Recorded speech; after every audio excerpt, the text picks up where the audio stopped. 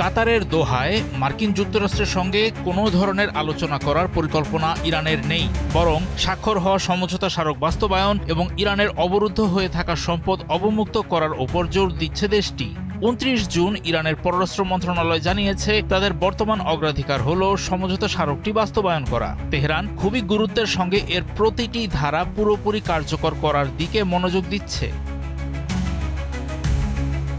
জ্বালানি তেল বিক্রয় সংক্রান্ত ১০ নম্বর অনুচ্ছেদের অধীনে মার্কিন যুক্তরাষ্ট্রের দায়বদ্ধতার বিষয়ে ইরান উল্লেখ করেছে ওয়াশিংটন প্রয়োজনীয় অনুমোদন জারি করেছে। এখন ওই ধারার কার্যকারিতা পর্যবেক্ষণ করছে তেহরান। পাশাপাশি ইরান ১১ নম্বর অনুচ্ছেদ নিয়েও কাজ করছে। তা মূলত ফ্রিজ হওয়া ইরানি সম্পদ অবমুক্ত করার সঙ্গে সম্পর্কিত।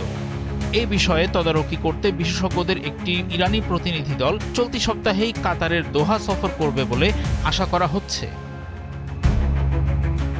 ইরান এখনও কোনো চূড়ান্ত চুক্তির বিষয়ে আলোচনার পর্যায়ে পৌঁছায়নি বলে জানিয়েছে দেশটির পররাষ্ট্র মন্ত্রণালয়। তারা ব্যাখ্যা করে জানায়, সমঝোতা স্মারকের ১৩ নম্বর অনুচ্ছেদ অনুযায়ী ১, ৪, ১০ এবং ১১ নম্বর অনুচ্ছেদগুলো সম্পূর্ণরূপে বাস্তবায়িত হওয়ার পরই কেবল চূড়ান্ত চুক্তি সংক্রান্ত আলোচনা শুরু হতে পারে।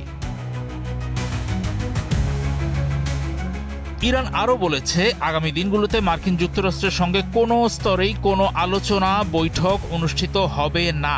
তারা স্পষ্ট করে বলেছে যে মার্কিন প্রতিনিধিদের কাতার সফরের সঙ্গে ইরানি প্রতিনিধি দলের সফরের কোনো সম্পর্ক নেই। ইরানি দলের সফরটি কেবল ১১ নম্বর অনুচ্ছেদ সহ অন্যান্য ধারার বাস্তবায়ন প্রক্রিয়া পর্যবেক্ষণের মধ্যেই সীমাবদ্ধ। একই সময়ে ইরানের পররাষ্ট্র মন্ত্রণালয়ের মুখপাত্র ইসমাইল বাঘাই জানিয়েছেন, আগামী দিনগুলোতে দোহায় মার্কিন যুক্তরাষ্ট্রের সাথে কোনো আলোচনার পরিকল্পনা তেহরানের নেই। ইসমাইল বাঘাই বলেছেন, ইরানি বিশেষজ্ঞদের একটি প্রতিনিধি দল চলতি সপ্তাহে দোহা সফর করবে এবং তাদের সফরের একমাত্র উদ্দেশ্য হবে ইরানের ফ্রিজ হওয়া সম্পদ অবমুক্ত করার বিষয়টি নিয়ে কাজ করা। এই সফরের সাথে মার্কিন যুক্তরাষ্ট্রের কোনো আলোচনার সম্পর্ক নেই।